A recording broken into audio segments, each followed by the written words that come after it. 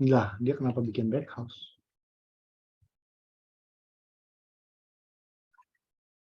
Record sudah berjalan ya. Nah, sudah terlihat ya share screen saya? Ya, kelihatan Pak. Oke, thank you. Ya, selamat datang teman-teman semua yang sudah hadir di acara Startup Huddle kolaborasi dengan iCommunity di platform iCommunity. Nah, sebelum saya mulai, saya akan menyampaikan pesan sponsor, yaitu apa itu iCommunity atau visi misi dari iCommunity. Pastinya visi dari iCommunity itu adalah platform komunitas pebisnis dan profesional terbesar di dunia, dan kemudian merangkul komunitas pebisnis dan profesional yang ada, itu sebagai misinya, menghubungkan sama pebisnis dan profesional untuk mencapai tujuan bersama, menumbuh kembangkan nilai-nilai positif yang dapat berkontribusi di dalam pertumbuhan bisnis dengan tagline Share Network, Grow Net Worth. Nah, tujuan dari iCommunity yaitu mempersatukan anggota iCommunity dalam persahabatan, kerjasama, dan saling pengertian, mengembangkan semangat kolaborasi antar anggota, menanamkan nilai positif dalam dunia bisnis dan profesional. Kemudian membangun platform bagi komunitas pebisnis dan profesional untuk belajar, bertumbuh, dan learning dan berkembang melalui learning resources, melalui business matching, dan referral. Nah, kemudian ada kode etiknya nih di sini. Ini yang harus kita junjung tinggi ya, bahwa kode etik dari iCommunity adalah kami para pebisnis dan profesional yang bekerja keras, bekerja pintar, dan bekerja sama. Kami mengedepankan nama baik dan melakukan usaha dan mengutamakan kolaborasi antar sesama anggota, tanpa menjadikan anggota lain sebagai target jualan ataupun berkompetisi dengan tidak sehat. Dan kami sadar bahwa dengan berbagi relasi, maka akan memperbesar rezeki bersama pastinya. Dan karena itu kami siap untuk berbagi relasi atas dasar saling mendukung. Dan kami berperilaku positif dalam berkomunitas, melakukan segala aktivitas dengan berlandaskan niat baik. Apabila kami melanggar kode etik ini, kami bersedia ditegur dan diperingatkan, bahkan diberi sanksi. Oke, itu sekilas dari iCommunity. Nah, sekarang saya masuk di dalam intro dari Startup Huddle Program. Sebenarnya Startup Huddle Program itu apa sih? Startup Huddle Program itu adalah sebuah program yang dimulai oleh Gen Global, yaitu Global Entrepreneurship Network. Nah, sekarang ini kurang lebih ada 50 plus gitu ya komunitas di seluruh dunia, dan lebih dari 30 negara yang mengadakan Startup Huddle. Nah, dari Startup Huddle itu adalah satu program yang dirancangkan sebenarnya untuk membantu satu entrepreneur dan sekaligus memperkuat ekosistem startup lokal, di mana entrepreneur menemukan solusi untuk tantangan yang mereka hadapi melalui keterbatasannya dari komunitas lokal mereka, melalui keterlibatannya dari komunitas lokal mereka. Nah, tujuan dari Startup Huddle itu adalah membangun komunitas startup lokal pastinya. Kemudian membantu satu entrepreneur dalam satu waktu, di mana startup mendapatkan bantuan dari member komunitas yang terhubung ataupun terwakilkan dengan istilah umum yaitu panelis, tapi khusus di Startup Huddle Jakarta, kita pakainya namanya adalah community representative, yaitu mereka memberikan masukan dan pandangan atas bisnis yang sedang dikembangkan oleh presenter yang akan mempresentkan bisnisnya pada malam hari ini. Kemudian kurang lebih adalah secara garis besar startup huddle itu biasanya ada 1 atau 2 orang yang presentasikan ide bisnisnya masing-masing 6 menit.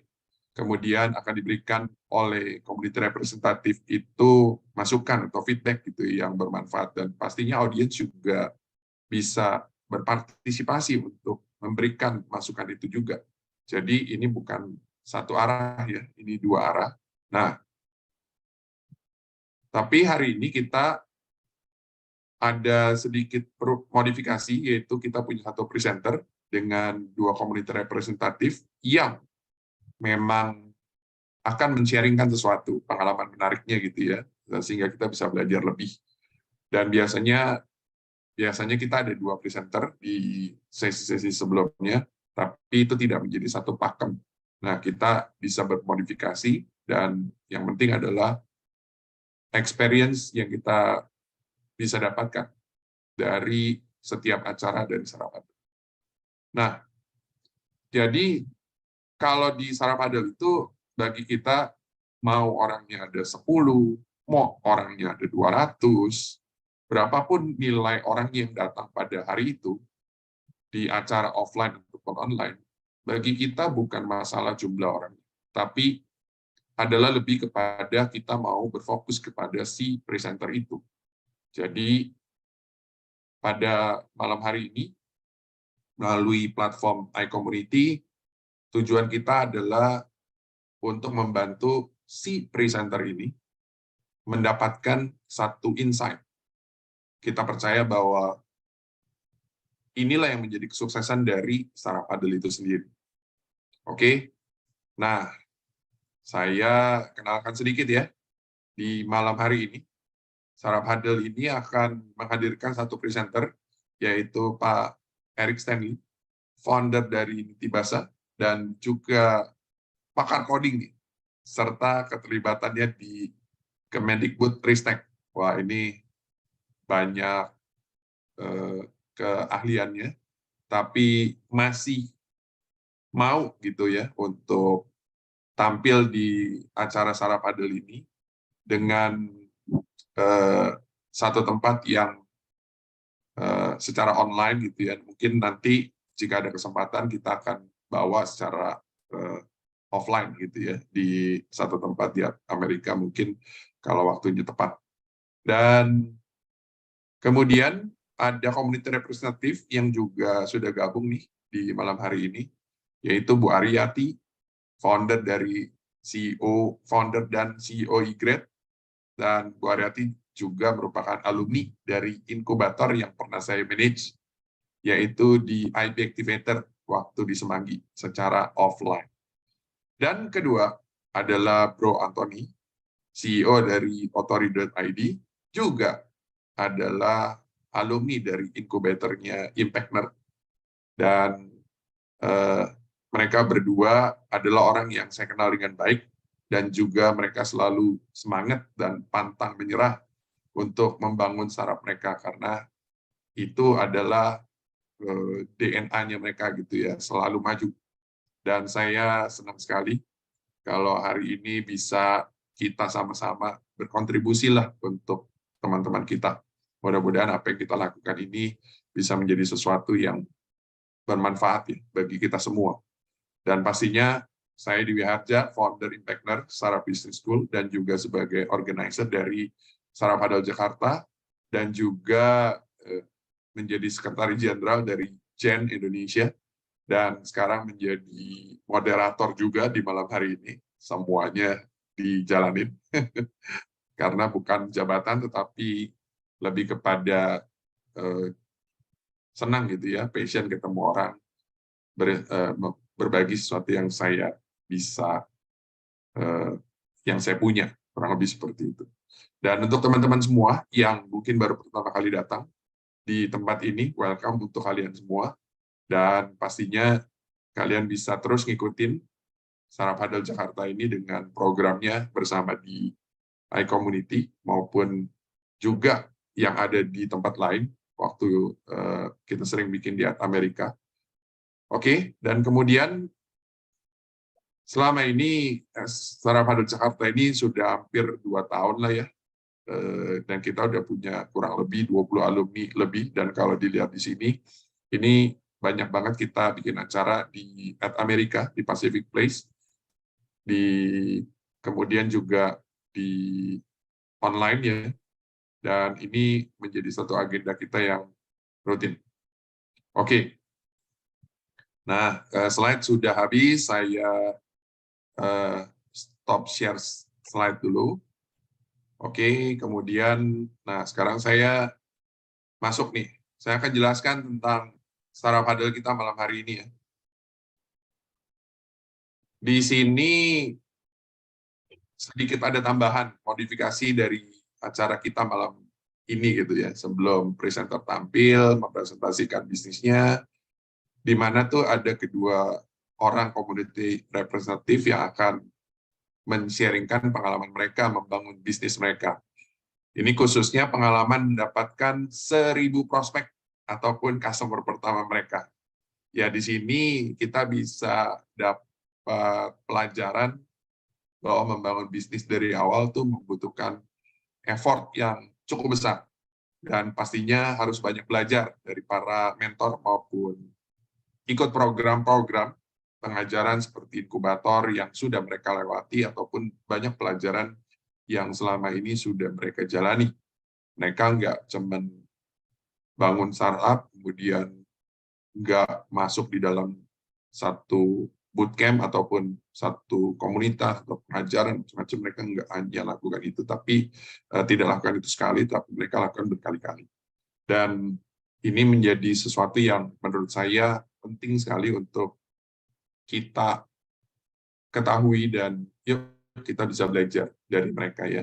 Ya mungkin nanti akan ketemu nih hal-hal, oh iya kayak gitu, mungkin dia lakukan ini, wah ini menjadi satu inspirasi.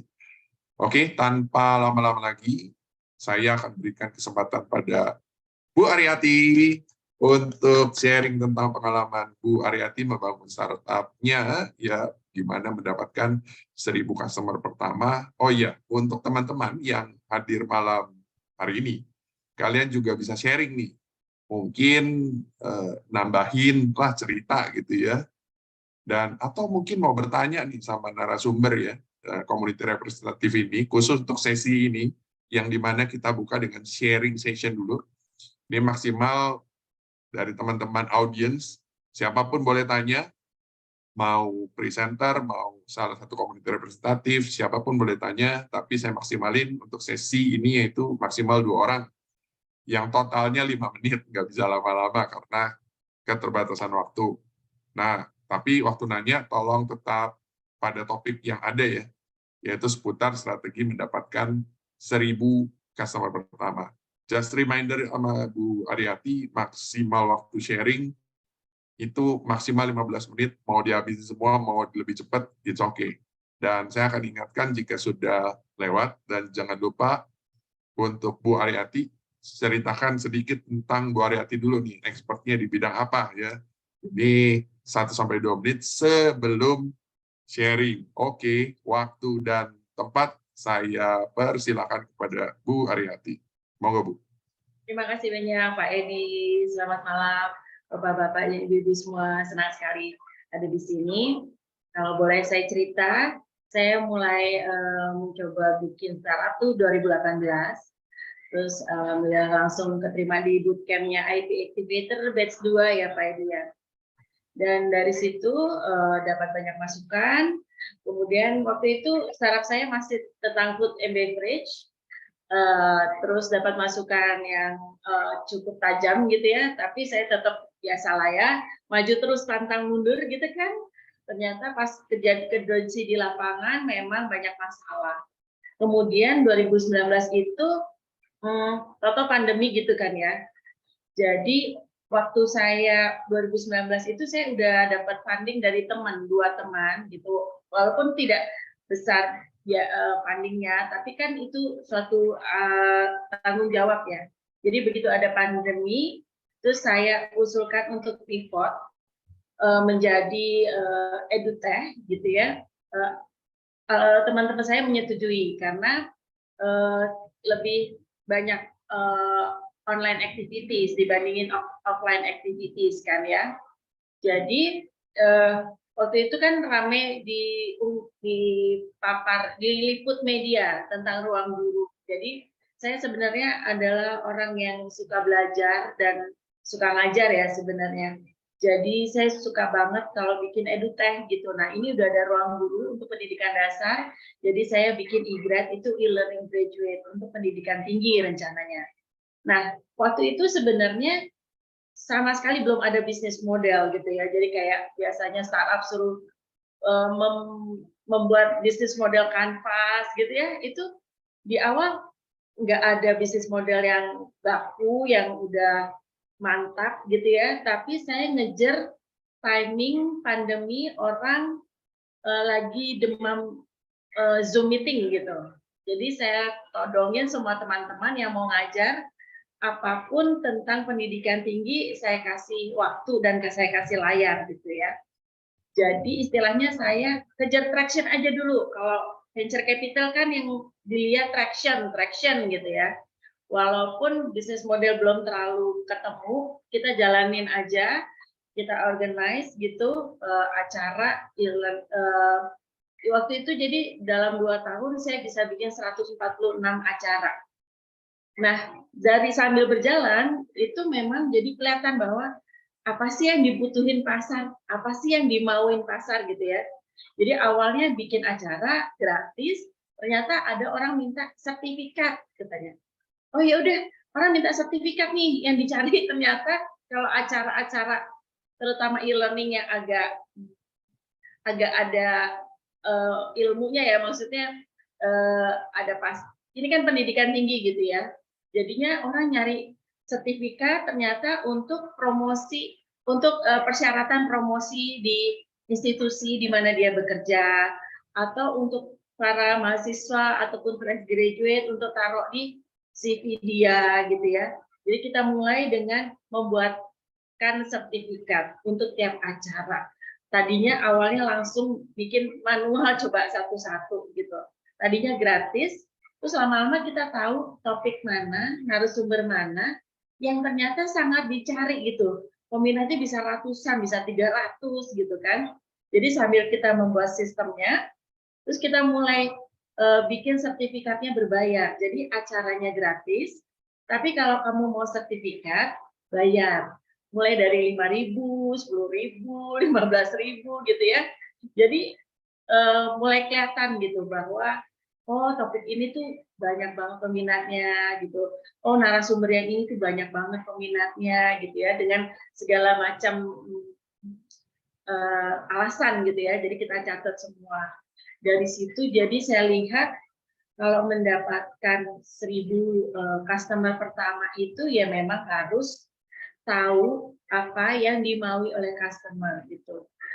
Yang saya tahu dari salah satu mentor saya, waktu saya pertama kali, saya udah 15 tahun ya mencoba menjadi seorang entrepreneur. Saya mulai dari bisnis konvensional, bikin kue kering gitu ya, bikin catering di rumah. Itu selalu saya mulai dengan saya bisa apa, saya mau jual apa gitu. Ternyata saya belajar dari bootcamp, dari mentor, dari para founder startup, supaya kamu bisa exponential growth, itu cari tahu dulu target market kamu, maunya apa, perlunya apa. Jadi itulah yang saya perlu tekankan gitu buat teman-teman yang mau mulai startup, atau yang sekarang lagi jalanin juga, selalu bikin customer potential survey gitu ya, survei selalu itu, dan itu harus dilakukan rutin ya, karena kan ada aja berubah-berubahnya ya kebutuhan, keinginan dari target market kita. Itu sih yang mungkin saya bisa sharing Pak Edi. Oke, ya memang untuk memulai sesuatu pastinya kita butuh ini ya, banyak effort seperti yang tadi saya sampaikan di depan. Mungkin ini ada masih sedikit waktu, kira-kira kalau saya mencoba bertanya sama Bu Aryati atau memancing gitu, ada yang belum keluar. Jadi yang paling berat itu waktu pertama kali nyobanya itu ya, sampai ada yang beli itu gimana tuh strateginya gitu. Jadi gimana strategi Ibu tuh untuk bisa dapat yang beli tuh pertama kali gitu. Jadi waktu IGRA pertama kali bikin acara Juli 2020 itu karena timingnya tepat, orang lagi demam nge-zoom gitu ya, kita tidak ada masalah mendapat 1.000 pertama customer. Walaupun cuman bayarannya dari 5.000 sampai maksimal 30.000 gitu ya Pak. Nah, tapi terus lambat laun kita lihat dari setahun itu mulai tadinya salesnya naik, terus dia mulai declining. Nah, itu decliningnya kemungkinan karena orang udah bosan nge-zoom atau ini pengajarnya yang jadi favorit, yang topiknya favorit, udah bingung mau ngajar apa lagi.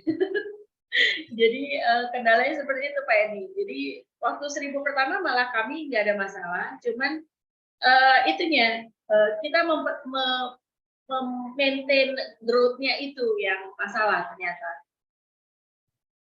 Oke.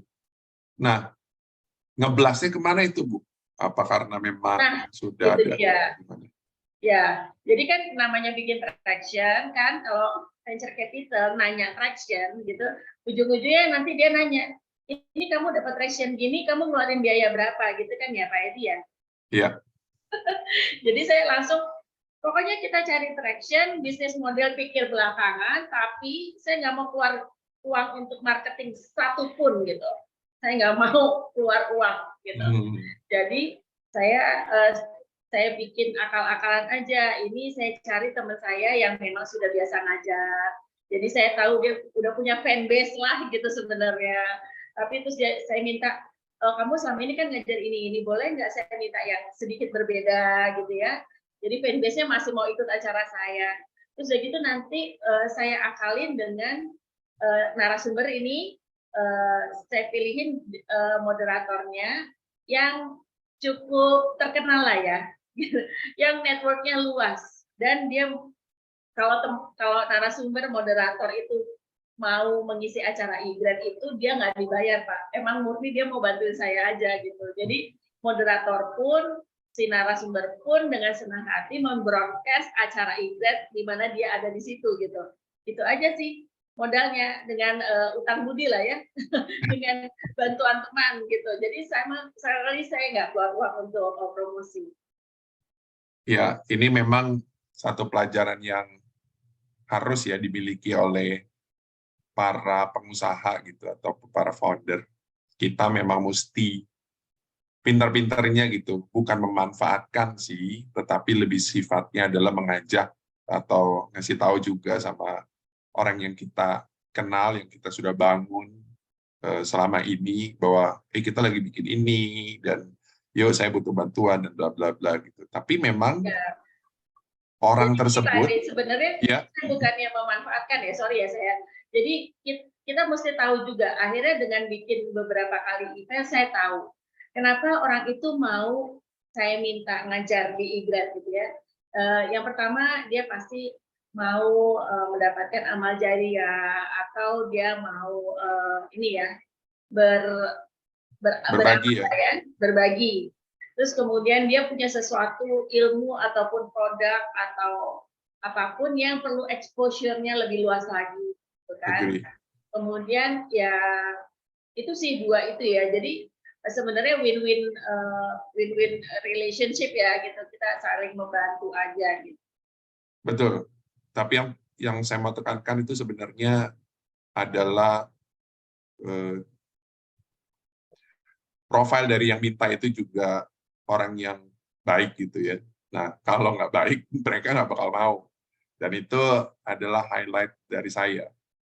Oke, Bu Aryati, untuk sharingnya Ibu sudah selesai. Nah, saya mau minta kepada teman-teman semua nih yang di sini bisa bertanya sama Bu Aryati, atau juga ada yang mau nambahin ataupun sharing juga, maksimal 2 orang. Kalau ada satu oke, ya bisa ambil 5 menit. Kalau 2 ya sebentar-sebentar saja. Silakan. Jika ada yang mau, saya berikan layar di sini. Jadi sekarang buka saja open dari mic, langsung saja saya berikan kesempatan. Mungkin mau bertanya ataupun mau untuk nambahin atau punya pengalaman juga. Silakan teman-teman semua. Mungkin biasanya belum panas. Nanti sesi selanjutnya kita bungkus dulu ya. Kita bungkus dulu nih lumayan 5 menit untuk sesi yang kedua ya. Nah, sekarang saya lanjut ke sesi dari core-nya Startup Huddle itu sendiri, yaitu presentasi dari presenter kita ya, yaitu Pak Eric Stanley, founder Nitibasa. Apa sudah ready, Pak? Siap, Pak. Bapak bisa persiapkan dulu layarnya untuk bahan PPT-nya. Kemudian jangan lupa open kamera, kita mau lihat wajahnya nih. Kemudian sementara Pak Erick menyiapkan bahan presentasi, saya mau mengingatkan ya, waktunya hanya 6 menit untuk presentasi. Saya akan bilang stop kalau sudah melebihi. Dan kemudian untuk para community representatif sama para audiens atau para teman-teman yang sudah datang di tempat ini, aturan dasar dari Startup Huddle itu ada sederhana. Pertamanya, do and don'ts-nya itu yang harus dilakukan dari community representatif itu atau teman-teman yang mau nanya, mau nambahin gitu, yaitu memberikan umpan balik yang kuat gitu ya, feedback yang baik.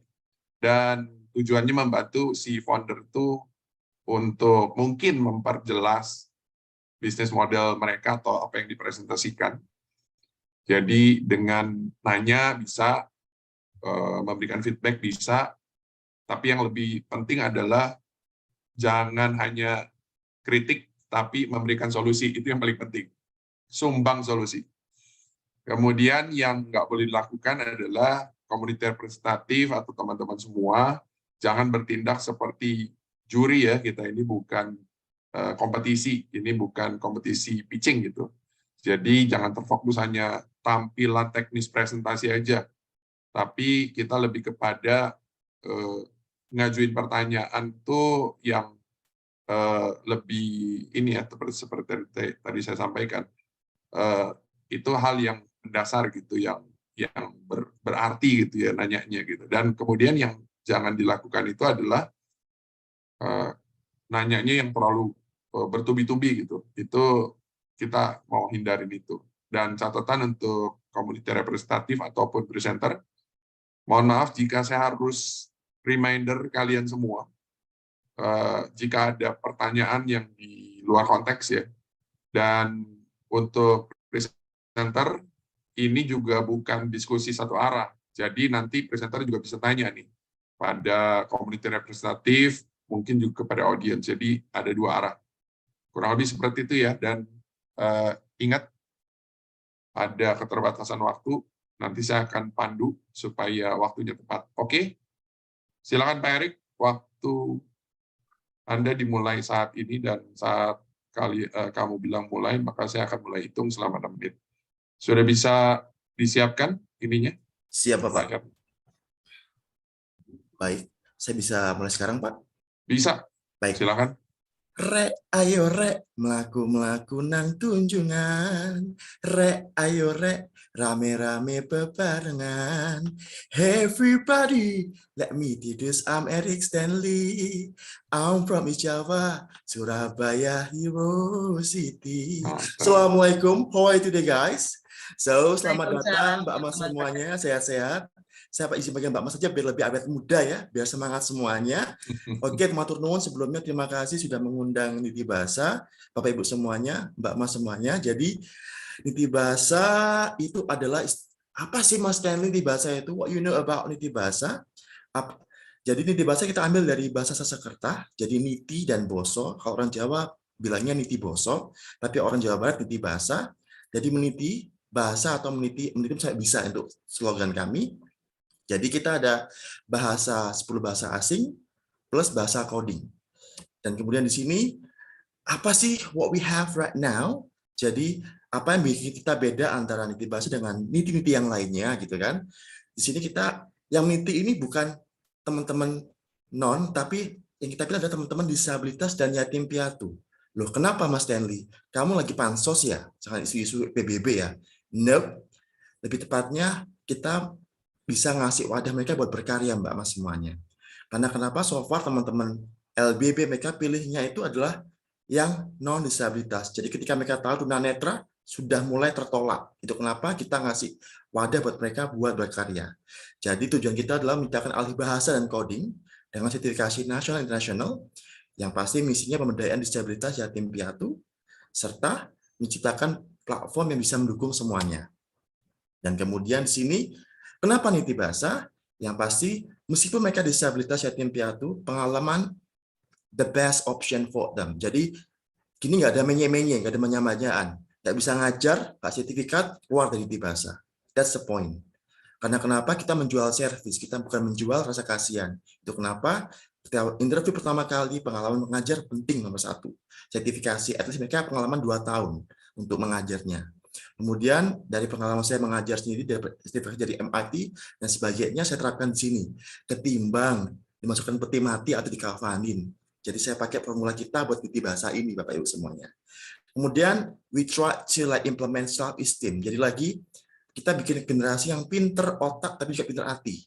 Jadi kita pakai self-esteem compact, jadi kita ajar mereka gimana cara bikin PR yang sesuai dengan konteks Indonesia. Jadi kayak thanks, sorry, and then something like that. Jadi contoh kita bikin animasi game, itu untuk siapa? Untuk orang tua. Atau mungkin puisi bahasa Jepang untuk ayah mereka. Jadi lagi konteksnya ke humanize the human.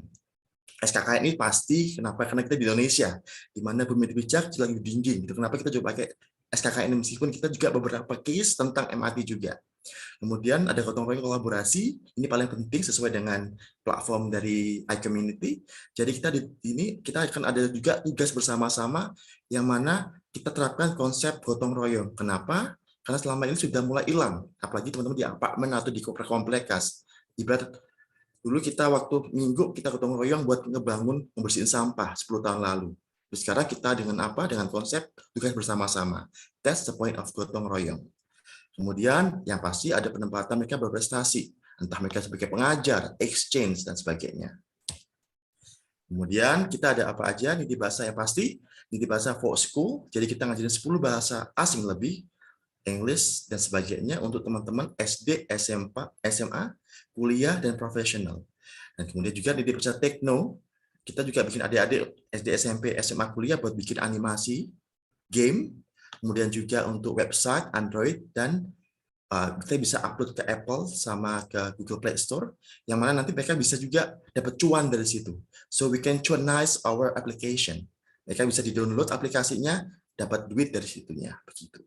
Niti Bahasa for Work. Apa sih Mas Stanley for Work ini? So kita siapin mereka biar bisa bekerja. Jadi nggak cuma lagi mereka belajar kita, dan yang pasti Mbak Mas semuanya, kita kalau bisa segmentasinya non-disabilitas dan non-yatim piatu. Karena this is our form to empower our society. Kenapa? Kita juga ada program yang namanya, kita siapin pengajar nasional, internasional, kemudian kita juga latih gimana mereka cara mengajar di depan umum sesuai dengan TESOL dan sebagainya. Kemudian National International Public Speaker, moderator, MC, dan sebagainya. Dan juga tour guide dalam 10 bahasa asing lebih. Jadi siapa tahu mereka nanti setelah bisa ngomong bahasa asing, dapat kenalan, bisa jadi jodoh seumur hidup nanti, Mbak Mas. Next lagi, kita juga ada coding dan program, lagi itu penyiapan mereka lebih mandiri ke depannya. Ini contoh program kita. untuk yang program tadi, kita juga kalau tadi yang duta wisata tadi, untuk yang tour guide itu kita arahkan ke wisata seperti Abang None, Jakarta, atau Cak Ning Surabaya. At least they can communicate in that language well, something like that.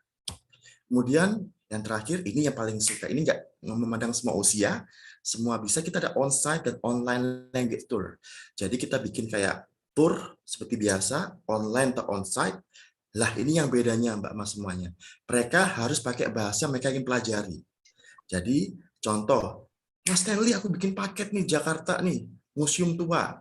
Kita bikin paketnya, tapi mereka harus pakai full bahasa mereka pelajarin. Contoh, bahasa Jepang, atau bahasa Perancis, Spanyol. Bahasa Betawi juga boleh kalau bisa, mungkin Mbak Mas semuanya. Student exchange, kita juga kirimkan teman-teman terbaik, dan kita lagi bikin formulasi dengan teman-teman di Australia. Dan saya juga alumni dari Australia Exchange Program, dan tadi kita lagi bikin komposisi project yang mana kita akan kirimkan teman-teman disabilitas yatim 30 detik lagi. Siap. Dan kemudian avatar based language. Jadi ibarat kita akan bikin kayak conference tapi online based. Jadi kita bisa ketemu dengan orang-orang asing sana, Bapak Ibu semuanya. Dan kemudian ini project kami dan ini klien kami, Bapak Ibu semua. Jadi kita want to show that even we are orphan, but our team is not orphan. Jadi nggak ada istilah manja-manjaan buat mereka. Kerja keras nomor 1, service nomor 1. Jadi we are able to not disabled. Kemudian lagi di sini Bapak Ibu semua, tim pengajar kami adalah kombinasi dari teman-teman kementerian dan juga international teacher. Dan yang pasti kita semua adalah teman-teman yatim, piatu, disabilitas yang memiliki sertifikasi pengajar dan at least mereka punya pengalaman 3 tahun mengajar. Demikian dari saya Bapak Ibu semua. Monggo kalau saya mau dihabisin, saya siap, saya pasrah. Terima kasih. Siap. Pak Erik, tenang nggak dihabisin karena di sini bukan apa itu pitching competition, bukan. Siap Bapak. Oke, saya akan berikan kepada Bro Antoni dulu untuk ini ya, untuk tanya dan nanti selanjutnya sama Bu Ariati. Oke, Bro Antoni silakan. Ini saya boleh share screen juga nggak ya nanti? Boleh. Oh ya, saya share screen juga ya. Sip. Oke.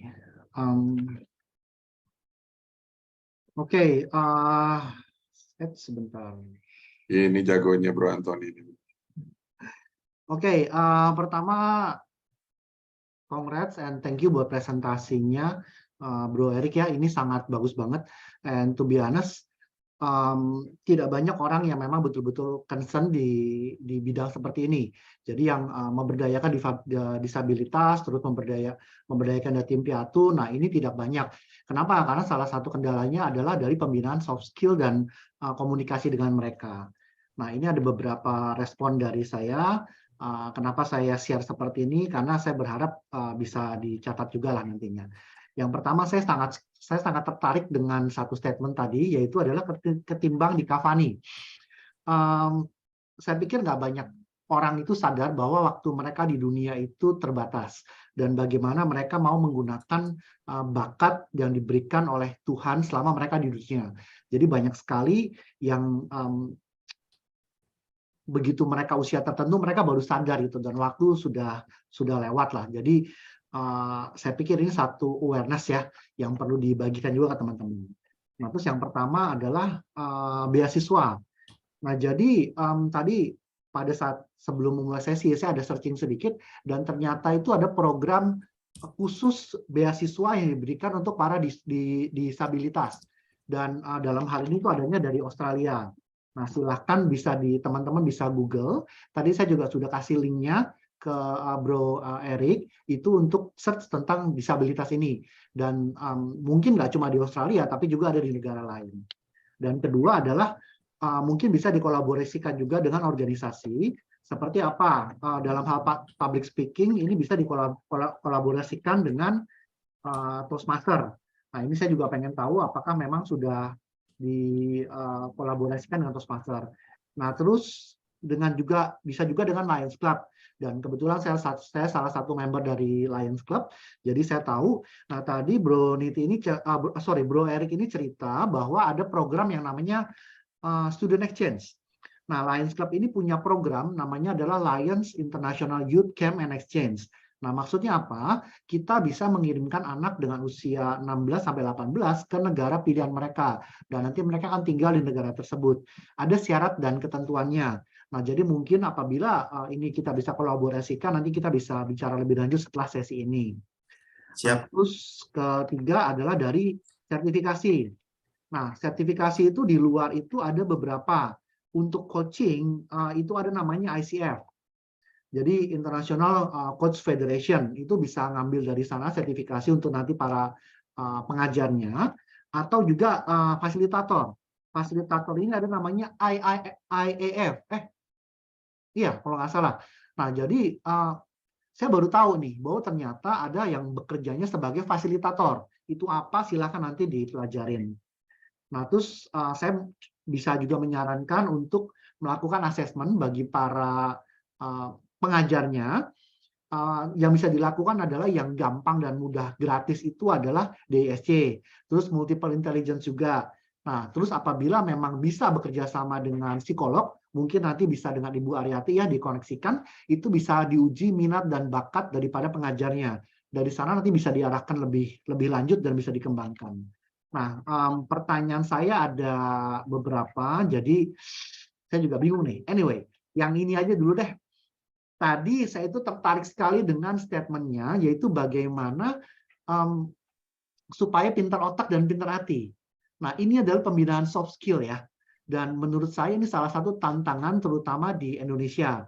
Nah, saya pengen tahu bagaimana sih mekanisme apa yang dilakukan oleh Bro Erik dan teman-teman di Niti Bahasa ini untuk melakukan pembinaan supaya pintar otak dan terutama pintar hati ini. Thank you. Silakan langsung jawab. Ya ternyata ya, maafkan saya. Oke. Yang pasti untuk mengenai pinter hati sama otak, kita biasanya pakai tugas-tugas dengan ini, lebih ke praktis. Jadi ada istilah Indonesia itu ilmunya macan, tapi PD-nya itu meong. Sebaliknya, orang-orang luar itu dia ilmunya itu meong, tapi dia PD-nya macan.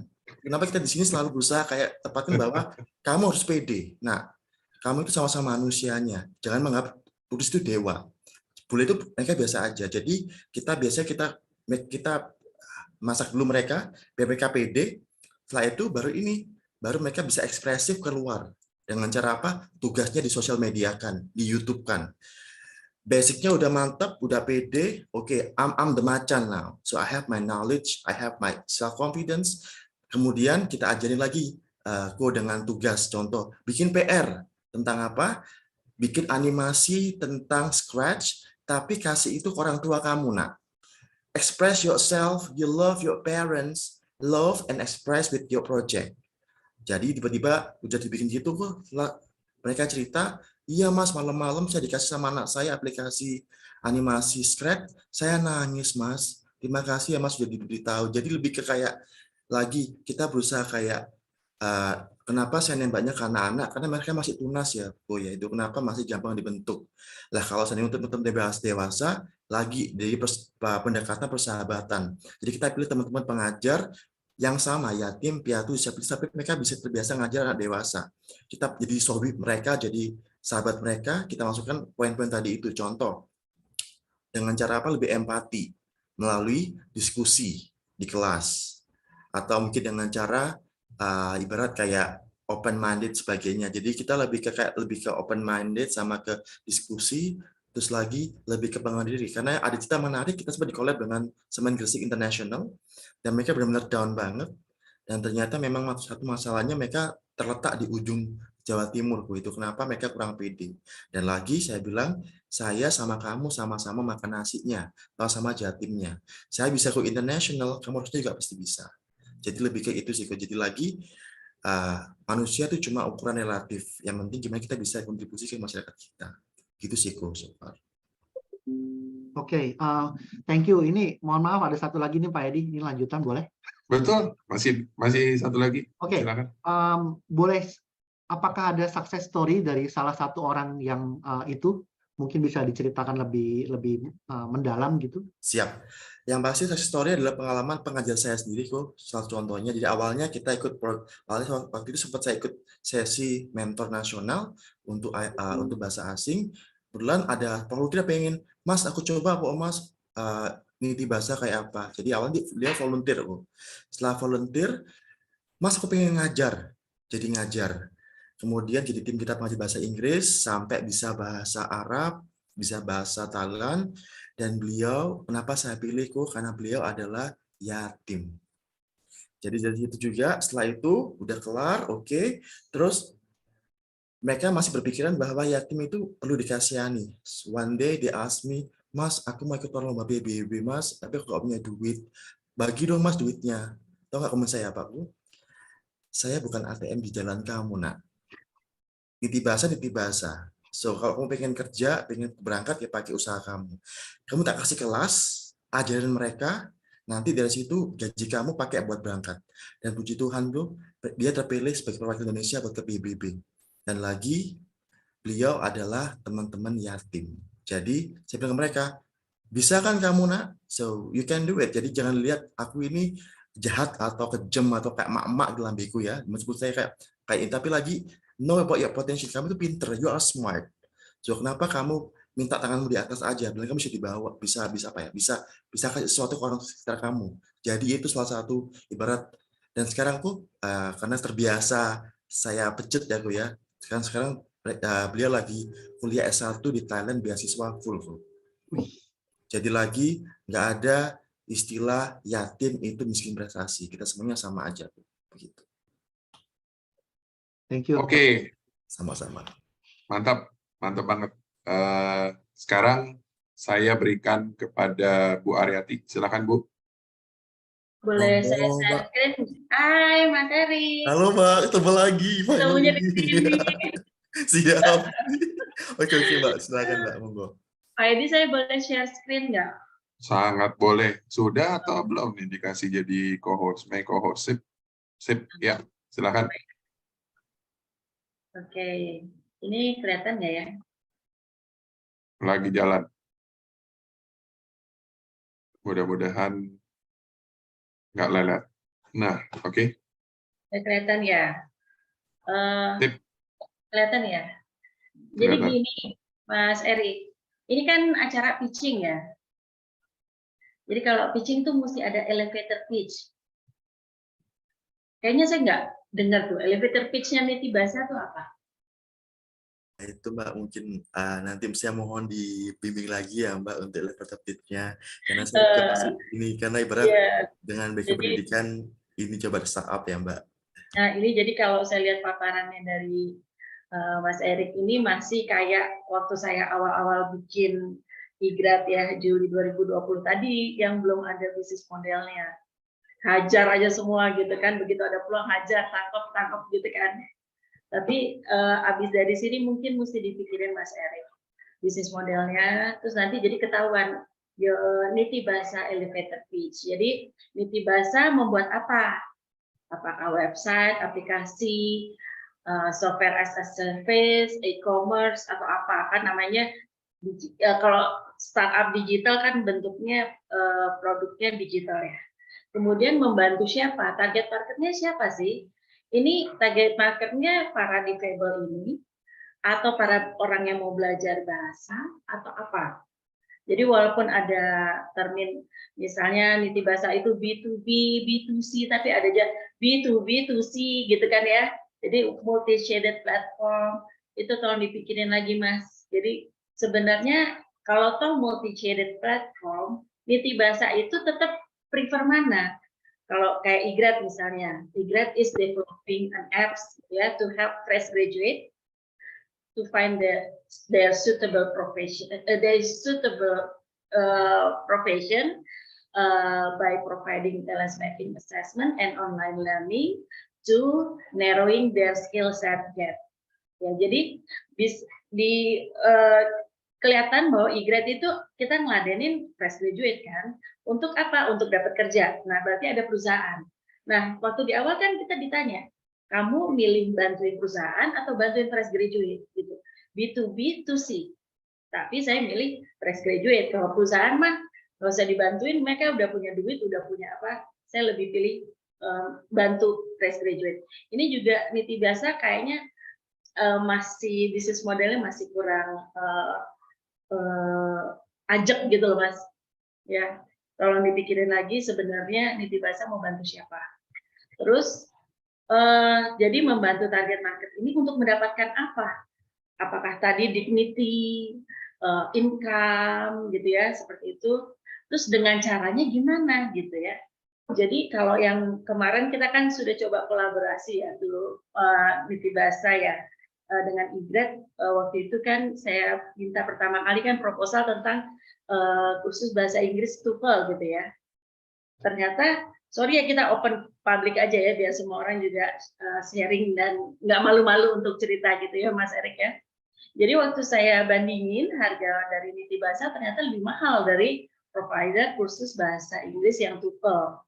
Makanya saya bilang kan, Mas Erik ini kok nggak kompetitif ya gitu. Akhirnya jadi kita belum sempat kolaborasi.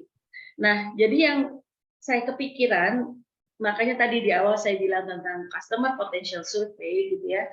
Ini kan Mas Erik, saya berusaha membayangkan saya sebagai Mas Erik, founder yang penuh idealisme membantu teman-teman difabel gitu ya, as a socialpreneur gitu kan. Nah, tapi kan sekarang jangan mikir kita mau bantu ini, tapi kita pingin supaya Niti Bahasa itu sustain, bisa 100 tahun ke depan gitu kan. Nah, itu mesti bisnis modelnya mesti tajam.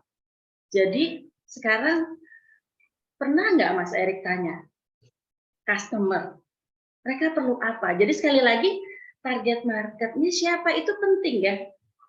Lebih banyak saya ngelihat Mas Erik mau bantu para difabel ya, tapi ujung-ujungnya produk Anda tidak kompetitif. Jadi saya nggak tahu apakah socialpreneur dia ini akan sustain gitu. Itu yang sangat disayangkan kalau itu tidak ini yang udah jalan begitu bagus, disupport begitu banyak orang gitu ya, mendapat banyak penghargaan. Tolong dipikirin lagi Mas Erik itu tentang model bisnis supaya sustain gitu kan. Dan sekali lagi tolong kalau udah tahu target market berarti tahu customer, cari tahu customer tuh maunya apa. Soalnya saya mikirnya gini, kenapa sih Niti Bahasa fokusnya di kursus? Padahal ini ada difabel yang sangat kompeten gitu ya. Jangan-jangan perusahaan itu banyak cari mereka untuk jadi translator. Perusahaan sekarang udah mulai bangkit, offline event banyak. Yang saya tahu perusahaan itu cari translator ya. Jadi ada acara gitu, ini boleh acara orang Indonesia semua, tapi ini boleh pingin tahu kita ngomong apa. Jadi satu boleh ada satu translator samping dia. Jadi dia nanya-nanya. Itu cuannya lebih banyak Mas Erik dibanding ngajar kursus gitu. Kenapa enggak mereka diberdayakan begitu menjadi translator dibanding cuma jadi ngajar kursus bahasa? Itu ya menurut saya gitu. Kayaknya itu sih Pak Edi. Saya bisa merespon Mbak Budi. Silakan. Iya. Jadi yang pasti dari tadi Mbak, startup Niti Bahasa membuat aplikasi course untuk membantu para bahasa lovers mendapatkan quality knowledge dengan cara B2B dan B2C. Jadi setelah waktu itu Mbak Budi, setelah kita ngobrol, kita juga evaluasi lagi dengan pasaran Jakarta sebagainya, dan alhamdulillah kita jadi lebih belajar ya Mbak Budi waktu itu, karena dengan Mbak Kompet juga sebagainya, dan kita memang waktu itu melek dan akhirnya terghosting. Kenapa? Tiba-tiba langsung hilang, hop, dan tiba-tiba saya ditendang dari grupnya aja gitu kan. But that's fine. Maksudnya, iya, jadi dan mungkin juga kami juga akhirnya bisa merasa kayak belajar. Oke, mungkin dari sini kita belajar sebagainya, dan sampai akhirnya kita bisa ini Mbak menggandeng UI dan Pahawa School untuk TOEFL dan IELTS yang sama juga. Tapi lagi, makasih Mbak Budi buat masukannya, dan mungkin di sini juga memang itu kenapa waktu mungkin Mbak Budi awal sempat notice saya kenapa kirim ke LinkedIn, karena kami juga pengen belajar gimana situasi di Jabodetabek. Karena lagi sebelum kita perang kita harus tahu dulu pelurunya. Dan saya pelurunya ini dari pengalaman Mbak Mas semuanya di sini begitu. Jadi mungkin dari sini yang di-share Mbak Budi, matur nuwun, Pak Edi dengan Kuku juga matur nuwun, terima kasih banyak. Jadi kita, Mas Erik, boleh nggak saya diulang lagi elevator pitch-nya tadi apa? Jadi ini Mbak, Niti Bahasa membuat kursus untuk membantu language lover mendapatkan language service dengan cara B2B dan Long apa? B2C. Long language Language service, jadi tentang service bahasa, Mbak. Bisa sebagai kursus, pemateri, atau sebagai penerjemah, atau sebagai pembikin konten kreator. Jadi kita sebagai agen yang mentransfer bahasa, Mbak.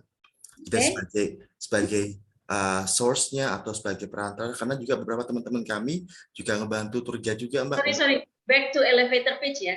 Ya. Nitibasa membuat kursus untuk Nah, membantu para pecinta bahasa ya, mendapatkan quality language service, Mbak. quality language service dengan cara B2B dan B2C. no, B2B, B2C nggak masuk elevator pitch ya. Okay. Dengan cara tadi memberdayakan disable menurut saya ya. Asih, baik. Itu nilai tambah, gitu kan. Baik. Nah, tapi yang mendapatkan solusinya mungkin bisa lebih tajam lagi, Mas. Siap, terima kasih, Mbak. Thank you. Oke, saya belajar. Matur nuwun, Mbak Budi, terima kasih. Oke, Bu Aryati, share screen-nya bisa di. Oh iya, sorry. Ya. Ya, jadi memang penting sekali itu apa yang di-sharingkan oleh Bu Aryati di sini ya, dan memang ini sudah biasa kita pakai ya, elevator pitch itu sangat membantu banget. Dan memang membuatnya itu tidak mudah, dan memang mesti banyak tweaking. Tes lagi, mesti dicatat, dan itu menjadi meresap gitu ke dalam pikiran dari si founder tersebut ketika dia mau menyampaikan idenya dia ini dengan bahasa yang sederhana, mudah dimengerti oleh banyak orang. Itu poinnya seperti itu.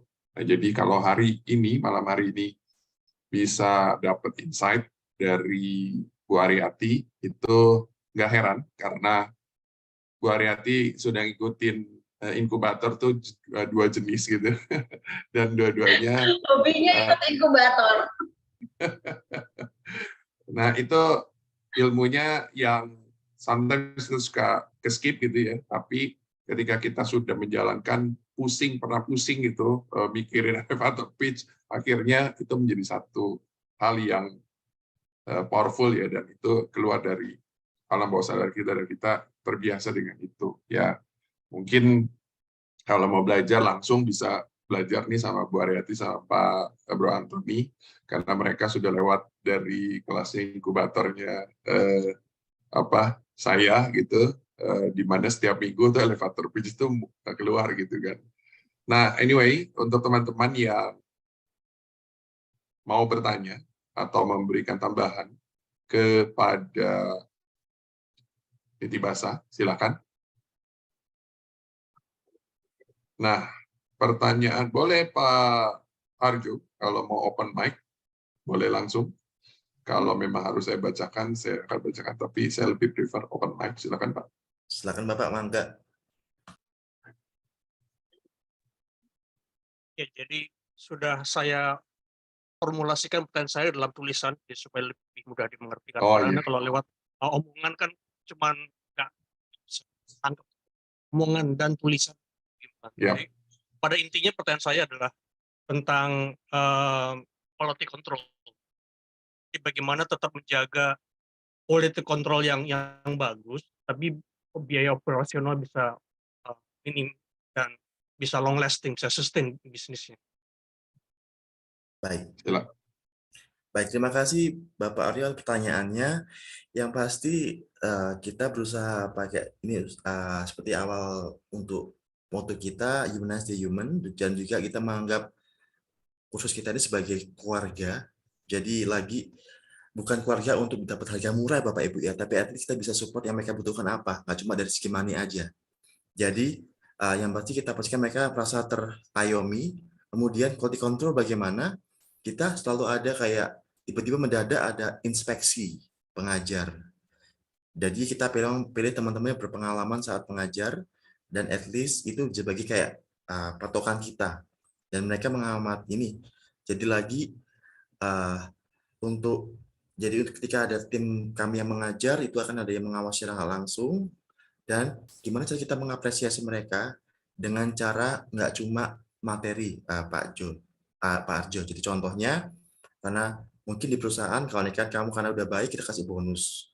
Nope. Kita di sini kayak contoh.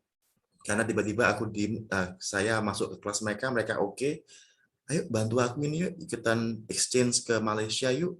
Atau contoh, aku ini loh, ada dari Inggris nih, ada free certification karena kamu udah oke ngajarnya, ini buat kamu ya. Jadi lebih ke kita support yang mereka butuhkan dari ini sih, yang pasti relasi juga sih Bapak selama ini. Jadi memang kalau memang benar-benar pure, kalau untuk fee gaji kayaknya kurang mengcover Bapak ya, karena memang lebih kursus itu bisa bukan berarti yang utama, tapi bisa jadikan pegangan lah at least. Tapi dengan cara yang mungkin manajerial, contohnya kalau nggak harus dengan fee atau apa, tiba-tiba contoh, kamu tadi udah bagus loh ngajar, sini yuk kita nanti makan malam yuk. Ini ya, tapi ini buat kamu aja. Jadi lebih ke punishment sama reward-nya Pak, begitu. Jadi kita berusaha terapkan punishment reward, tapi di luar dari ini, di luar maksudnya, ya kalau memang seandainya itu benar-benar perusahaan ya monggo begitu. Dan ambil konten info gratis baik. Jadi lagi Bapak Ibu kita di sini juga kan kami juga selalu berusaha rekam kelas-kelas kami. Jadi kami bisa ngawasin mereka di jalurnya atau enggak begitu. Jadi ketika itu di luar jalurnya, kita biasanya ada pendekatan, kita ada meeting kayak parent technical meeting. Jadi ketika ada miskomunikasi dengan guru kami, kita biasanya ada PR kami yang memberitahukan bahwa mohon maaf Ibu ya, tadi ada tapi so far masih baik-baik aja Bapak, yang belum ada sampai yang parah-parah banget. Cuma waktu itu mungkin karena beliau masih baru, jadinya untuk penyampaian informasi kurang sesuai gitu. Tapi so far masih aman Pak, dan kita mungkin untuk apresiasi mereka itu nggak melulu di operational manager fee-nya kita. Mungkin dengan cara tadi itu kita ada bonusan dengan partner klien kita, sertifikasi, atau mungkin contoh dari kita ada kursus nih 10 kursus lebih. Kamu 2 ya, karena kamu udah oke gitu. Jadi lebih ke sharing beasiswa atau sertifikasi yang nggak kelihatan gitu sih Pak Aryo. Begitu Pak Edi. Oke, mudah-mudahan itu bisa menjawab ya Pak Aryo. Apakah terjawab? Apakah menjawab jawaban saya Pak Aryo? Mohon maaf belum tanya tadi. Iya, cukup sebenarnya. Tapi mungkin lebih jelas saya ambil contoh studi kasus saja ya. Jadi misalkan seperti tadi kan ada program beasiswa ke luar negeri Baik. untuk sekolah. Nah kadang-kadang itu kan problemnya itu kan di mentoring. Kan yang mentor ini kan kemungkinan dari 3 kategori ya. Pertama, orang yang belum pernah ke luar negeri, cuma sekedar dengar-dengar, tapi bisa bahasa asing yang negara yang bersangkutan, misalkan Amerika. Tapi karena nggak pernah di Amerika, jadi cuma mengira-ngira aja kira-kira nanti mereka seperti apa. Itu kemudian pertama. Kemudian kedua, ada yang memang Amerika beneran misalkan, tapi karena dia orang Amerika sehingga mereka tidak bisa kontekstual dalam pemahaman orang-orang di Indonesia sebagai murid-muridnya. Dan kemudian kategori ketiga adalah orang Indonesia yang memang paham tentang Indonesia, tapi tinggal lama di luar negeri, misalkan di Amerika, jadi bisa paham. Jadi kalau misalkan ada seperti Amerika, nanti bagi yang mau berangkat ke Amerika mesti masalahnya mungkin yang paling ideal ya, mungkin yang 3 dia tahu both words kan. Tapi untuk kan mentor yang itu mungkin sangat sulit atau mungkin hampir tidak ada gitu kan. Nah ini hal-hal seperti ini mana seperti tadi ya quality control ya, untuk menjaga supaya benar-benar yang diajarkan ini benar-benar make sense, benar-benar aplikatif gitu. Jadi jangan cuma sekedar teori. Nah, itu tadi. Sedikit terputus-putus ya. Iya Bapak. Tapi saya paham Pak maksudnya beliau seperti apa. Jadi karena ada 3 informasi, maksudnya 3 pengajar yang dengan bahasa beda-beda, ya otomatis juga ini ada kayak beda penyampaian informasi juga. Jadi jadi saya izin jawab, apakah masih ada waktu Bapak Edi atau nanti mungkin bisa Japri atau bagaimana? Bisa. Masih ada waktu 1-2 menit, silakan. Jadi biasanya kalau teman-teman yang mereka pengalaman untuk yang sudah, kita utamakan teman-teman yang sudah stay di luar dan mengajar Bapak. Jadi tapi orang Indonesia. Jadi praktis mereka ini bisa tahu gimana penerapan ke Indonesia sendiri begitu. Dan biasanya di situ kita bikin kolaborasi dengan beliau-beliau sudah berpengalaman untuk ini ke tim kurikulum kita juga begitu. Jadi kalau anehkan contoh, jadi gimana bisa menjaga standar atau operasionalnya? Ya ini kita biasanya kalau seandainya nanti ini ada guru asing, kan, tapi kami masih belum asing kami kebanyakan malah diminta orang-orang lokal Bapak untuk ya bahasa ininya karena mereka masih belum pede dan paling-paling kita masuk sesi untuk orang asing itu cuma satu meeting jadi 2 pertemuan dan so far sih Pak karena mereka ibarat sebagai tamu ya Pak sebagai ini masih on the track sih Pak Aryo. Jadi contohnya tanya nama kamu siapa, hobi kamu apa, itu sih Pak. Dan kita kasih kisi-kisinya ini, rundown dan sebagainya. Dan mereka bisa tanya dari sekitar itu. Jadi untuk orang asing yang di Indonesia masih aman. Kenapa? Karena masih mengikuti materi dibuat oleh teman-teman yang pernah ngajar di luar dengan konteks Indonesia Pak. Oke, ya, saya pikir itu sudah cukup banyak ya penjelasannya dan memang bicara tentang quality itu tantangan sih di mana-mana.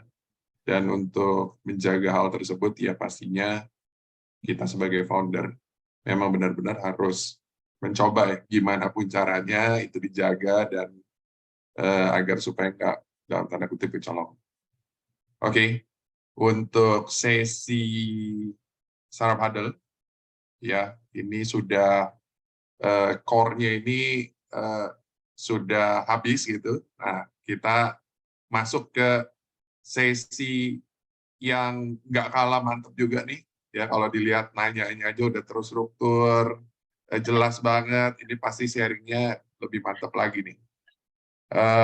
Untuk Pak Antoni, ya sama tadi seperti Bu Aryati.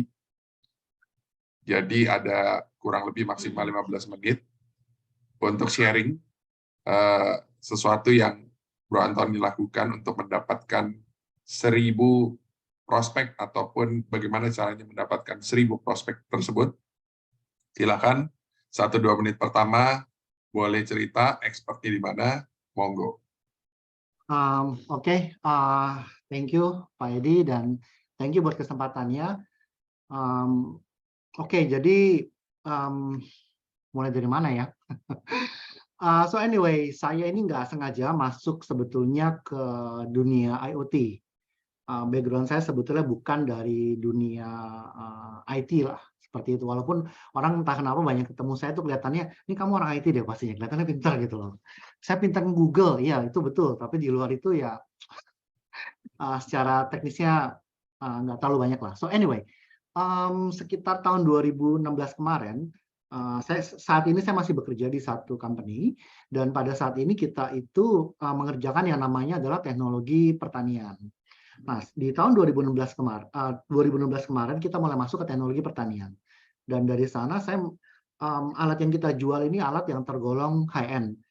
Kita bicara customer kita adalah itu perusahaan perkebunan yang konglomerat lah, yang besar karena mereka yang punya dana dan mereka punya expertise untuk menggunakan alat yang kita jual.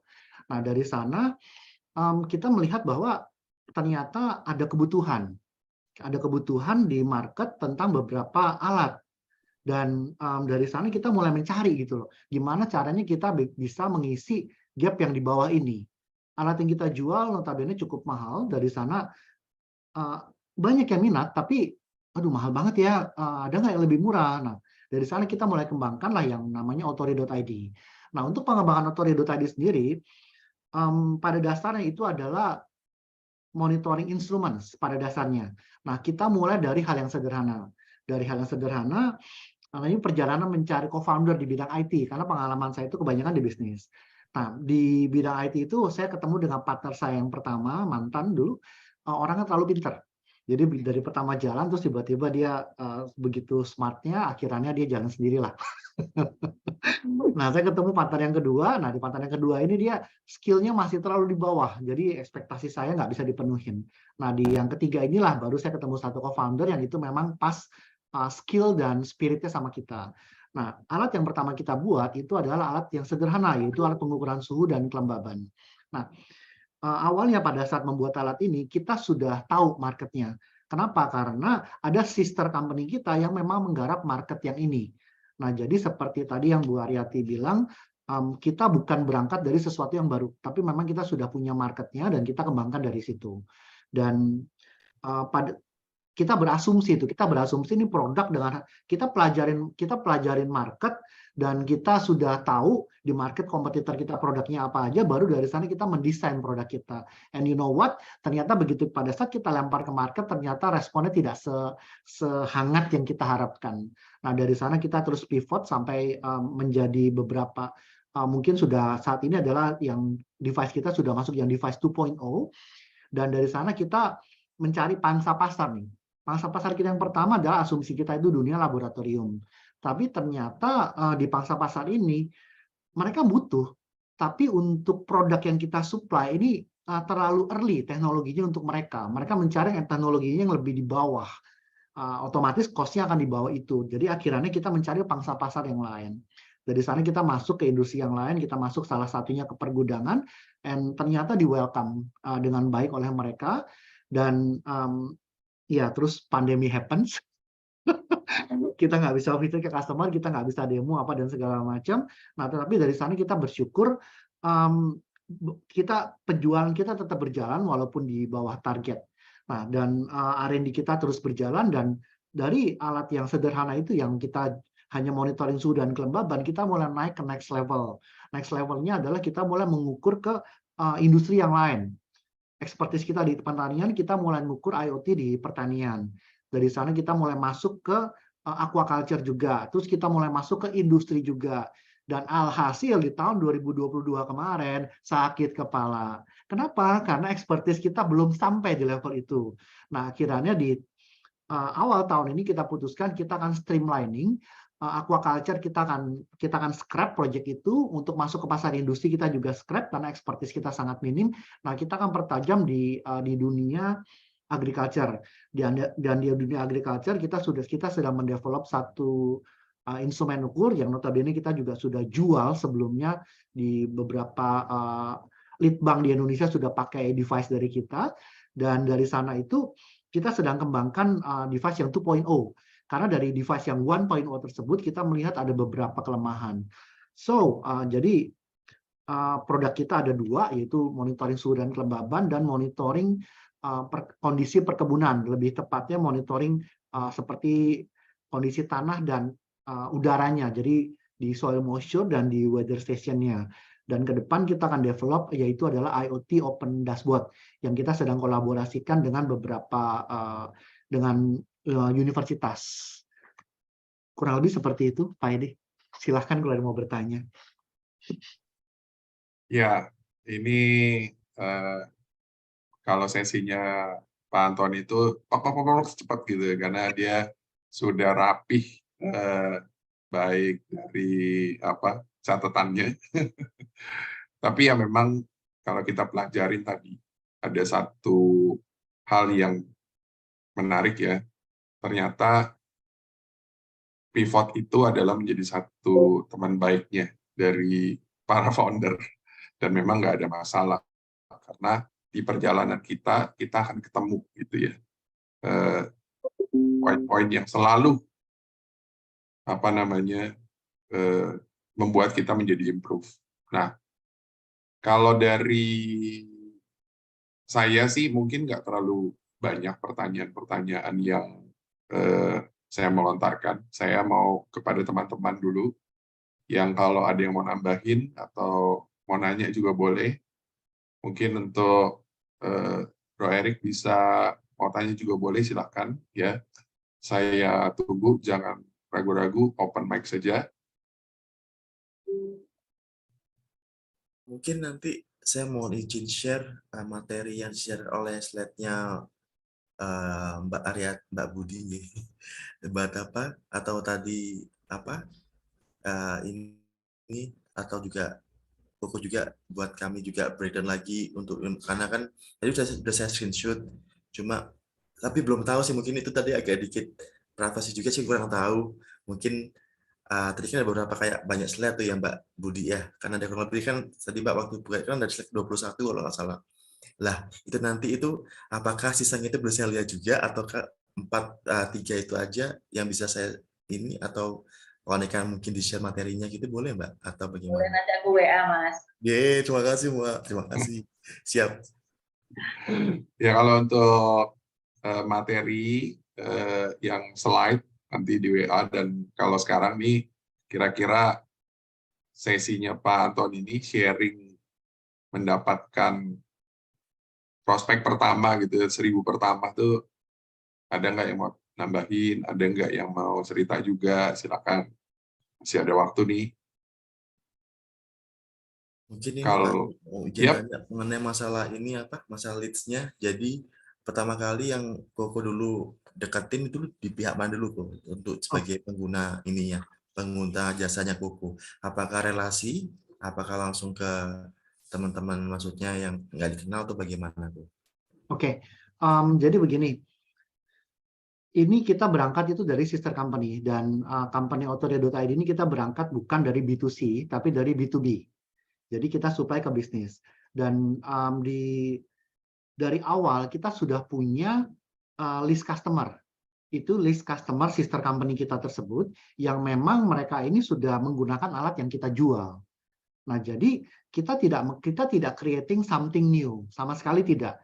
Nah, tetapi kita jadi kita membuat, kita mendowngrade lah. Dari sisi kualitas kita turunkan, ya turunkan nggak terlalu jauh, tapi dari sisi cost itu kita tekan jauh, dan kita tambah dengan kemampuan online. Nah, jadi kita sudah punya database-nya, kita tidak mencari database yang baru. Nah, tetapi dalam perjalanannya database sebetulnya database kita yang notabene sudah hanya dalam tanda kutip ratusan, itu asumsi kita sudah cukup untuk 1-2 tahun pertama kita. Nah, unfortunately begitu kita kontak satu demi satu, ternyata mereka bilang, aduh ini masih kemahalan, saya bingung gitu loh. Ini kenapa kemahalan gitu loh. Ternyata mereka menggunakan device yang manual dan mereka masih nyaman menggunakan itu. Saya jadi teringat seperti pertama kali itu kan Microsoft mengeluarkan Surface kan, tabletnya kan. Nah, dan itu kan nggak laku. Yang laku kan pada saat Apple mengeluarkan iPad-nya. Nah, saya merasa timing saya untuk customer yang industri ini belum pas. Jadi ya udah akhirnya saya scrap list ini dan kita membuat listing yang baru. Kita mencari industri mana nih yang ternyata respon, dan ternyata salah satu yang merespon dengan baik adalah dari pergudangan.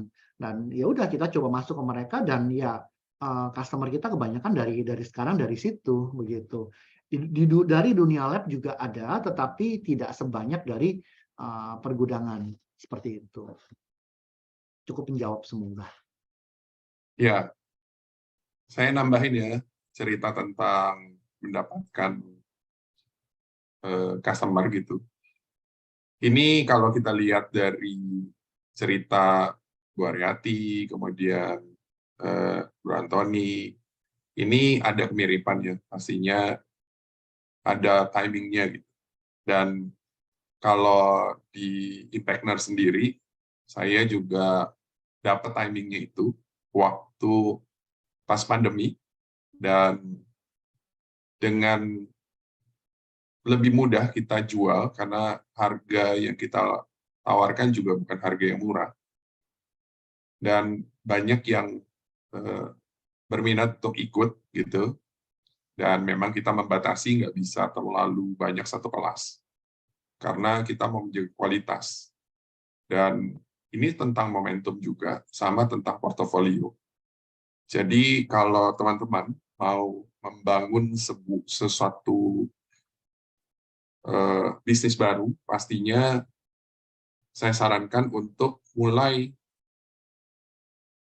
dengan sesuatu yang memang kalian pahami banget dan sudah punya dalam tanda kutip masanya atau teman-teman atau orang-orang yang bisa diajak kolaborasi gitu ya, sehingga bisa dengan lebih cepat. Tapi ketika momentum itu sudah mulai lewat ataupun sudah jenuh gitu ya, itu akan menurun. Nah, tantangannya adalah kita harus bisa pandai-pandai untuk melihat dari sudut mana lagi gitu ya kita bisa masuk. Nah, dan ini menjadi satu hal yang penting sekali atau beruntung banget kalau kita bisa dapat momentum tersebut. Nah, justru di sesi malam hari ini, saya mau ngangkat tentang bagaimana mendapatkan customer gitu ya di awal-awal, dan tadi sudah dijawab oleh Bu Aryati. Ternyata dia tahu kebutuhan dari customer-nya adalah sertifikat gitu kan, dan kemudian momentumnya tepat, dan juga untuk Bro An juga sama ya, bermain dari sesuatu yang dia tahu, dan saya tahu banget tuh perjalanannya ngebangun Otori gitu, karena di kelas kita itu banyak dicoba-coba dan akhirnya kita bisa lihat lah akan menjadi tajam gitu ya, karena memang mencoba-coba sesuatu yang langsung terjun ke lapangan itu powerful banget daripada hanya sekedar coret-coret di atas kertas. Nah, rasanya mungkin teman-teman belum banyak yang mau menambahkan ya untuk sesi sharing ini. Jadi saya akan menutup sesi sharing dari kedua teman alumni dari inkubator dan alumni juga dari Startup Huddle pastinya. Jadi semua teman-teman yang pernah present di Startup Huddle ini, kita merangkul mereka untuk yuk berbagi menjadi community representatif. Jadi inilah yang kami mau bangun di Startup Huddle, yaitu bukan siapa yang senior, bukan siapa yang junior, tetapi lebih kepada yuk kita bareng-bareng apa yang kita bisa lakukan untuk teman-teman kita semua. Ini bukan siapa lebih pintar, tetapi ini lebih kepada pesan moral gitu ya. Yuk kita mau minimum kita bantulah gitu kan. Tadi Bu Aryati langsung nunjukin tentang elevator pitch gitu kan, dan kemudian ada insight dari si Pak Antoni tentang apa yang terjadi ada di sana, di sini gitu. Jadi ini sesuatu yang positif banget. Dan kalau teman-teman semua mau untuk jadi presenter, silakan hubungi saya ataupun Bu Delisa dari iCommunity, dan atau mau jadi community representatif juga oke. Yuk, hanya perlu keberanian aja. Jadi singkat kata, acara Startup Huddle kolaborasi dengan iCommunity di ILC di hari Kamis ini di setiap awal bulan ini adalah satu kolaborasi yang memang kita lagi dorong gitu ya. Kita juga berharap banyak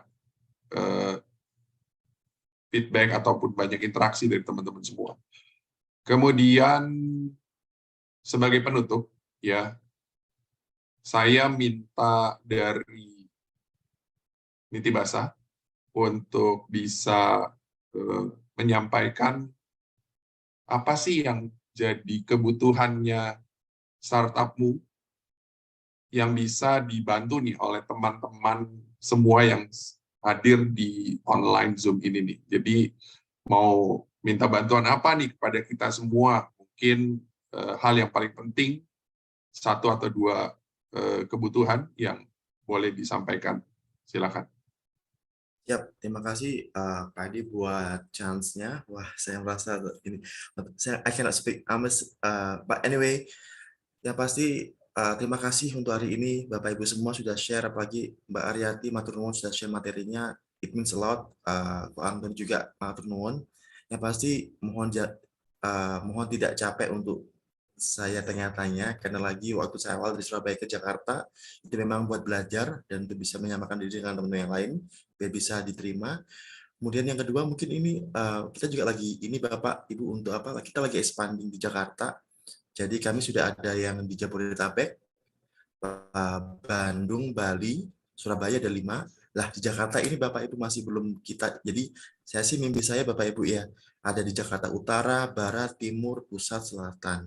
Nah nanti mungkin kalau seandainya Bapak Ibu mungkin ada kesempatan mungkin kolaborasi untuk tempat belajar, mungkin bisa mohon dibantu. Nanti kami juga akan ada ibarat kayak MOU sebagainya, atau mungkin apresiasi nanti bagaimana, mungkin ada entah dibagi hasil atau bagaimana. Yang pasti untuk tiap instansi beda-beda Bapak Ibu ya. Tapi so far kami di dengan hotel-hotel di Surabaya, dengan teman-teman di hotel Jabodetabek, kami juga sistem bagi hasil. Contohnya murid dari kami, materi dari kami, tempat dari mereka, nanti dari situ kita bagi hasil. Karena kita juga udah pakai listrik mereka dan sebagainya. Nah mungkin di sini seandainya ada teman-teman dari community yang berkenan bisa berkolaborasi untuk lokasi sebagainya, matur nuwun sangat. Nanti di situ kita juga bisa lihat, maksudnya bisa yang represent tentang budaya juga tentang Indonesia gitu. Jadi yang pasti itu sih Bapak Edi so far, dan kita juga lagi pelan-pelan untuk apa, dan kita juga sambil jalan, memang sambil lobby sana sini, kita juga mau apa dengan teman-teman hotel bintang 45 juga untuk kelas kami. Jadi untuk yang pasti kenapa hotel, karena ini dengan kita antisipasi yang mereka nggak mau panas Bapak Ibu. Tapi kalau mereka mungkin saat ini di sini ada teman-teman yang lain, nggak apa-apa Mas di kafe di jalan, monggo dengan senang hati gitu. Karena kan sambil ngopi, sambil mereka ada income, kan bisa berbahasa asing juga. Mesti di Jakarta Mas, saya di selatan Jakarta, bukan Jakarta. Jakarta juga Bu, masih ujung. Ya, saya sih nggak masalah Mbak Aryati, maksudnya dimanapun, selama itu bisa bikin solution dan kami bisa kontribusi ke Mbak Mas, monggo. Karena lagi pasti juga ada effort untuk ke sana, dan saya nggak tahu gimana. Terima kasih buat Pak Edi dan Mbak Delisa dan Bu Antoni, dan berarti terima kasih, today means a lot. Jadi saya juga sempat terharu ketika banyak diposting lagi di LinkedIn, di Instagram, terus kayak yang wah, saya nggak bisa, cuma Tuhan bisa balas kebaikan Bapak Ibu semuanya. Terima kasih. Oke, jangan kemana-mana dulu Niti Basa. Nah, sekarang saya minta dari Bu Aryati sama Pak Antoni, ya Bu Aryati dulu untuk closing remark tentang program Startup Huddle ini. Itu kira-kira seperti apa tuh Bu? Silakan. Ya gantian Pak Antoni dulu. Mbak, ladies first. Silakan. Pertanyaannya gimana Pak Edi, bisa lebih jelas? Jadi closing remark tentang acara Startup Huddle ini itu boleh 1 menit gitu ya disampaikan oleh para community representative. Silakan. Oke, thank you. Nah, jadi di Startup Huddle ini buat saya selaku founder ya, saya pada saat hadir di acara ini saya tuh banyak belajar dari startup yang lain. Oh, ternyata startup yang lain itu mereka caranya seperti ini, mereka punya kendala seperti ini. Dan respon daripada para community representatif ini itu juga membuat saya berpikir. Pertanyaan dari community representatif yang diberikan kepada si presenter itu juga saya tanyakan ke diri saya. Saya pernah hadir di beberapa acara termasuk yang di Amerika, dan itu sangat menarik banget ya, dan saya membuat beberapa catatan sendiri itu di situ. Jadi bagi teman-teman yang pengen belajar tentang bisnis, tentang startup atau apa, saya rekomen untuk hadir di acara Startup Huddle. Dan bagi teman-teman yang sudah founder atau co-founder, saya juga rekomen mempresentasikan seperti ini. Dan di sini presentasinya ya begini, jadi lebih santai dan nggak perlu takut atau khawatir dengan apapun. Dan banyak feedback yang akan kita dapatkan seperti itu. Thank you. Oke, nice. Silakan Bu Aryati. Iya, makasih Pak Edi. Jadi Bapak Ibu semua, kalau saya setiap kali diundang Startup Huddle ini semangat banget, karena saya ingat banget tuh pertama kali Igret baru berdiri itu udah diundang jadi presenter, terus gitu. Community representatifnya 5 kalau nggak salah waktu itu. Aduh, benar-benar berkesan banget gitu ya. Cuman banyak banget ilmu yang saya dapat dari acara ini. Apalagi kemarin juga saya sempat ikut acara offline-nya ya Pak ya. Seru banget itu di Amerika itu dengan teknologinya, kamera di mana-mana, kita di mana-mana gitu. Pak Edi di rumah lagi sakit juga kedengeran suara dengan jelas gitu ya. Kapan-kapan teman-teman datang deh acara offline-nya tuh ya. Terutama terus ya info-info terbaru ya saya dapat di sini gitu. Jadi jangan ketinggalan deh acara Startup Huddle Jakarta apalagi ya. Oke, sekali lagi terima kasih untuk teman-teman dan kedua sahabat saya Bu Aryati, Bro Antoni dan Bro Erik teman baru kita, ya. Jadi kita di satu keluarga iCommunity, share network, grow network. Nah, jadi ini adalah salah satu bukti yang kenapa kita pilih iCommunity, karena visi misinya dan value-nya itu keren banget. Yuk, teman-teman semua, acara sudah selesai, dan kalau mau nanti jadi presenter ataupun jadi community representatif ataupun mau memberikan masukan dan macam-macam, terlibat di acara ini, silakan, jangan malu-malu, karena kalau malu rugi sendiri. Oke, thank you so much. Acara sudah selesai.